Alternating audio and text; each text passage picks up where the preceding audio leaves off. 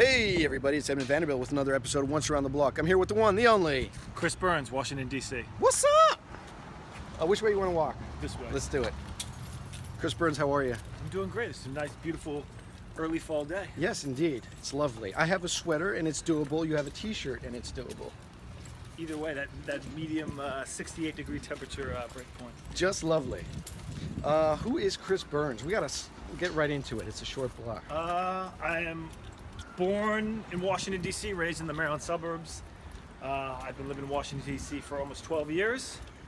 Currently, I am a real estate agent, and I also am a real estate developer.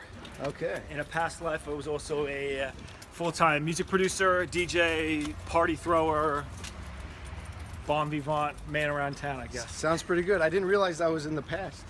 That was in the past. That was in the past? Oh, I dabble a little bit here and there. Yeah. Yeah. How was it being a DJ in DC in the last? Well, how long ago was that? Like I don't know, 10 years. Well, I didn't. 10 years ago is when I kind of moved back. It was 12 years ago. I moved back and kind of did it full time for about 8. 8 years. Yeah. What's something about DJing that people don't realize? It's a lot of hard work. It's not all drinks and pretty people and hanging out. It's knowing your records and as you evolve in your craft, making your own records or your own tape, making your own twists and edits and stuff on your own records. And there's a lot that goes into the performance instead of just showing up and looking cool. Right. But that's a big part of it too. Yeah, of course. Yeah. You always been in DC. You've been in DC for a long time. You're now settled here. You're a real estate agent and a real estate developer. Yes. All right. So how was that transition for you? It was pretty smooth. I mean, I was throwing parties in all the sketchy warehouses, art spaces, lofts, whatever you could find, church basements. And with that, it was always pushing the limits of where people would be willing to kind of congregate to. Right. Things were a lot different before Uber. And Uber definitely has influenced a lot of the developments of certain neighborhoods because, reliance upon public transportation is no longer an issue. But, prior to that, it was easy to kind of see where people would go and to go hang out on a Friday or Saturday night.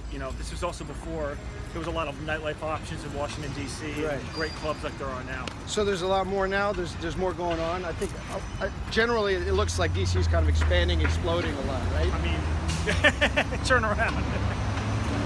I always pan at this stuff too quickly, so I'll go nice and slow.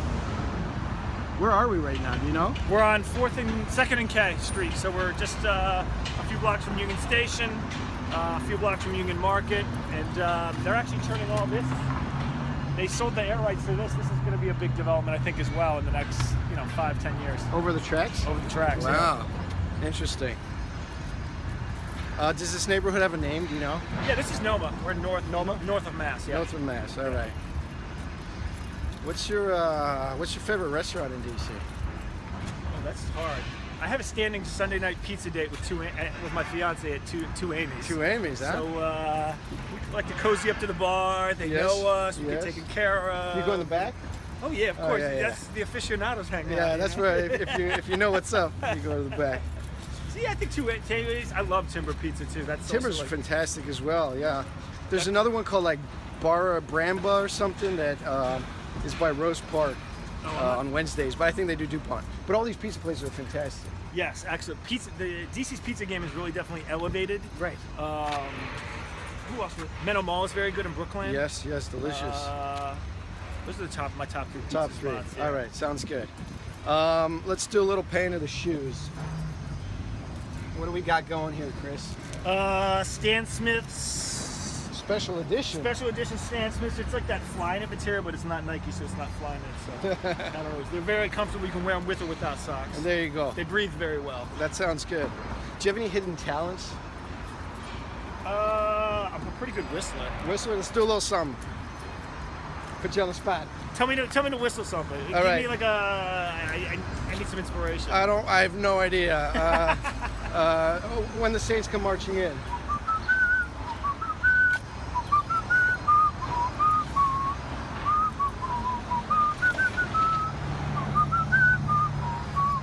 I am impressed. It was a very consistent tone. I kept it in the scale. Absolutely.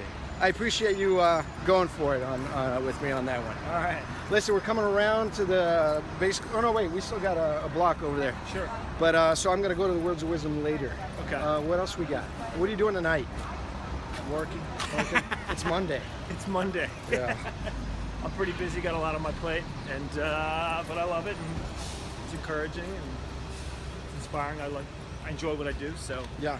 it's no sweat off my back. No, so you enjoy what you do, which is it's not been an easy road, though. No. This was So I'm looking for advice for somebody who wants to get to where you're at, in the sense that you enjoy what you do, but it's not always easy. Let's make it realistic for a second. Well, I think the first step is, not everybody can hack it as an artist, myself included. Yeah. And so you get to a certain point where it's poverty is the overwhelming feeling of poverty going to overwhelm the passion, and for me it was, and it was, I even had there was an inflection point where it was like, well, you have to play this kind of certain music at this regular weekly gig that was kind of paying my bills, and it was like, you know what, I really need to take the real estate thing seriously, because I don't want to sacrifice my art, Right. Just to make a buck. So, Right. Tough choices. very, very tough choices. Yeah. But yeah, it's just keeping faith in yourself, putting your nose to the ground or whatever, and just Yeah, I think there's a couple of different yeah, expressions whatever. there. I think I just threw like Yeah. 4 or 5 in the same. So yeah. I usually finish on Words of Wisdom, but you just Sure. pretty much preempted it. Unless Yeah. there's anything else you want to say or a shout out you want to throw out there. No. Work really hard. Get excited to wake up in the morning and do what you love. And I know it's all cliche, but I feel like that's like, having talked to I like to talk to a lot of older people, and that's kind of like the words of wisdom, like how to live like a long and healthy, happy life. Yeah. Keep the faith, I guess. Sounds good. You want to say bye to the folks at home? Bye. Thanks for watching, everybody. See you next time.